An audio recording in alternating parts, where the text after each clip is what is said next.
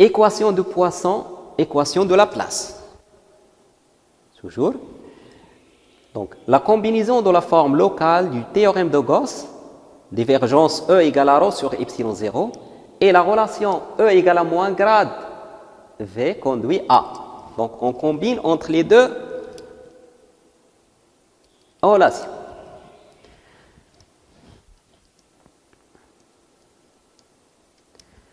Donc, divergence E, sachant que E, d'après la deuxième relation, c'est moins grade V. Donc, divergence moins grade V égale à ρ sur epsilon 0.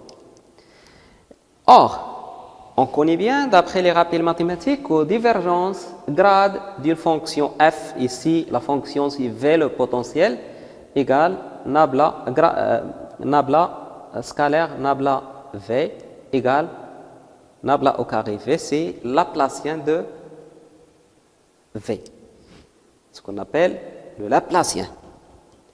Donc, ce terme, je peux sortir le moins, donc moins divergence grade V, c'est-à-dire moins laplacien de V.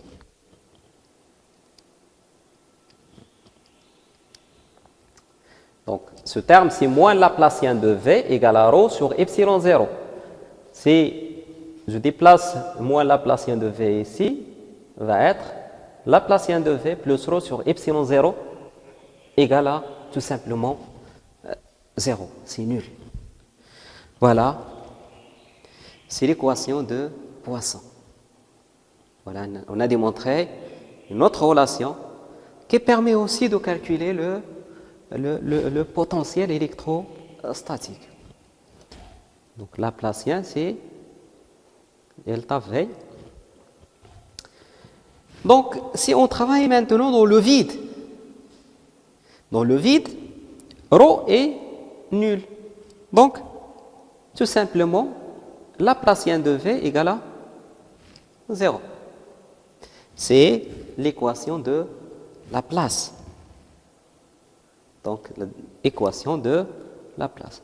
Donc, à partir de ces relations, je peux calculer le potentiel électrostatique par intégration.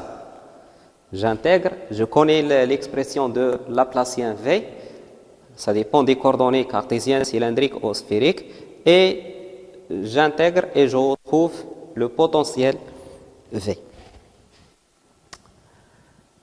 Maintenant, condition de passage à l'interface entre deux distributions de charges différentes. Donc, si on a deux milieux, je commence par la composante tangentielle de E, du champ électrostatique. Donc, soit deux points M1 et M2 infiniment voisins. C'est-à-dire, on travaille, voilà ici, milieu 1 et milieu 2 et M1, ici M2 et M au niveau de l'interface entre les deux milieux. M1 et M2 sont très proches. Pris sur l'interface séparant les deux distributions volumiques. On a ici deux distributions volumiques. On a la composante, le champ électrostatique E1, ici E1, ça c'est le vecteur tangentiel, et ici c'est N12, c'est le vecteur normal à notre interface au point M. Là, N12 aussi. Donc E1 égale à la composante tangentielle suivant le vecteur T plus la composante normale suivant le vecteur N12.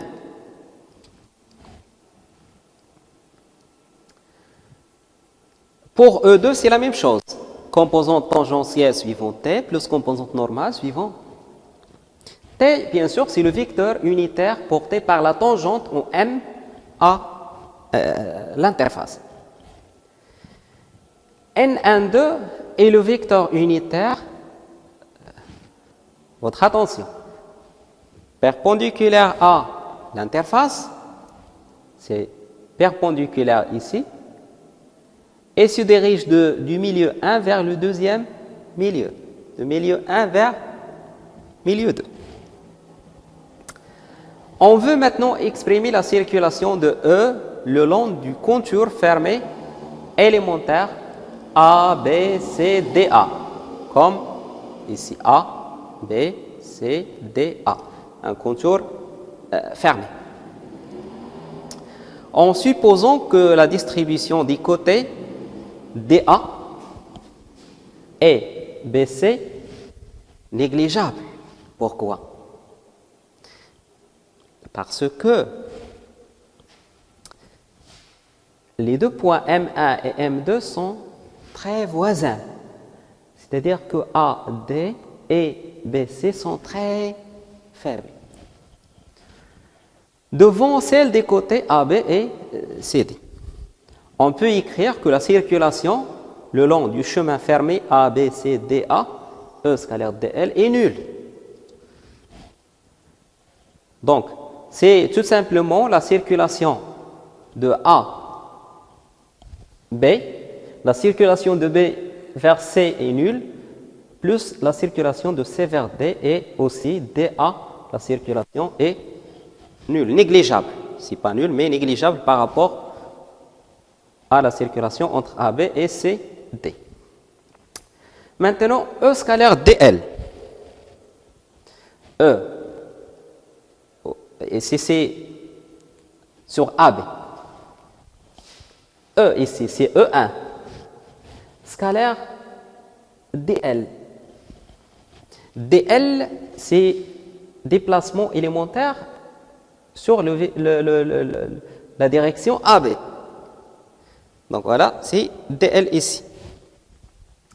C'est-à-dire, DL, c'est tout simplement DL suivant le vecteur T, tangentiel. Donc, DL suivant T, scalaire E1, T, c'est E1T, DL qui est suivant T. Puisque DL suivant la composante tangentielle, donc le produit scalaire avec la composante normale est nul. Donc on trouve c'est E1T fois AB. De l'autre côté ici, E scalaire DL, c'est E2. Donc E2 scalaire DL, et vous regardez bien que DL se dirige de C vers D, c'est-à-dire dans le sens opposé de le vecteur T.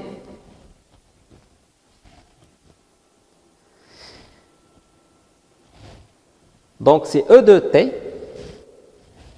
suivant T, scalaire CD, mais suivant moins T. Donc T scalaire T c'est 1, mais elle moins E de T fois CD égale à 0. Or, AB égale à CD. Un rectangle. Le contour fermé, c'est un rectangle. AB égale CD. Donc, E1T égale à E2T. Finalement, comme résultat, la composante tangentielle du vecteur champ électrostatique se conserve à l'interface entre les deux milieux. La continuité, on dit qu'on a continuité de la composante tangentielle.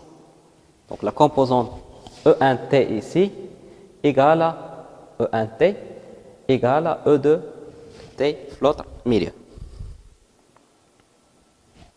Donc la composante tangentielle se conserve, c'est-à-dire continue, malgré bien sûr la discontinuité de ρ sur l'interface. Ici on a discontinuité, ici ρ1 et ici c'est, vous voulez, c'est ρ2. La composante normale maintenant.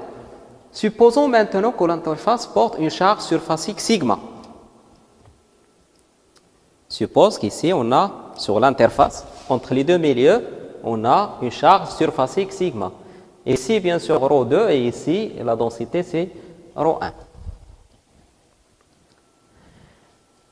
Donc on considère le parallélépipède élémentaire représenté sur la figure ci-dessous et on cherche à déterminer le flux de E à travers ce parallélépipède. C'est le parallélépipède. Ici, on a choisi parallélépipède comme surface de Gauss, sachant qu'on peut choisir cylindre. Au lieu de notre parallélépipède, on choisit un cylindre et le résultat va être la même chose. Donc, les contributions des densités volumiques ρ1 et ρ2 à ce flux étant un infiniment petit comparé à la distribution de la densité surfacique. Donc, on néglige les contributions des distributions volumiques par rapport à la distribution surfacique. Donc, on peut ignorer les charges volumiques et écrire le flux du champ électrostatique égale E de NS moins E1 NS. C'est E,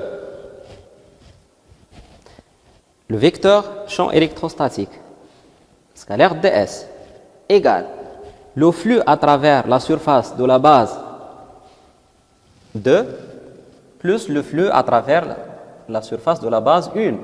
Le flux à travers la surface latérale est négligé. Donc, le théorème de Gauss. Le théorème de Gauss, c'est le flux égal à la charge qui se trouve à l'intérieur divisé par epsilon 0. La charge qui se trouve à l'intérieur, c'est tout simplement fois la surface ici, on appelle la surface S. C'est égal à la surface de la base. Donc, E2 normal S moins E1 normal S égale sigma S sur epsilon 0. Je peux simplifier par S et je trouve E2 normal moins E1 normal égale à sigma sur epsilon 0. Résultat que la composante normale du vecteur champ électrostatique est discontinue, n'est pas continue.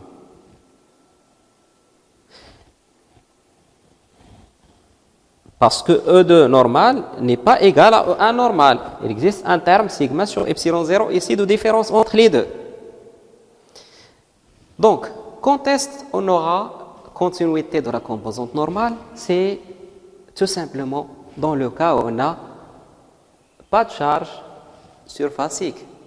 Sigma est nul. À ce moment, je trouve que ça est égal à 0, c'est-à-dire la composante normale du deuxième milieu, dans le deuxième milieu égale la composante normale dans le premier milieu.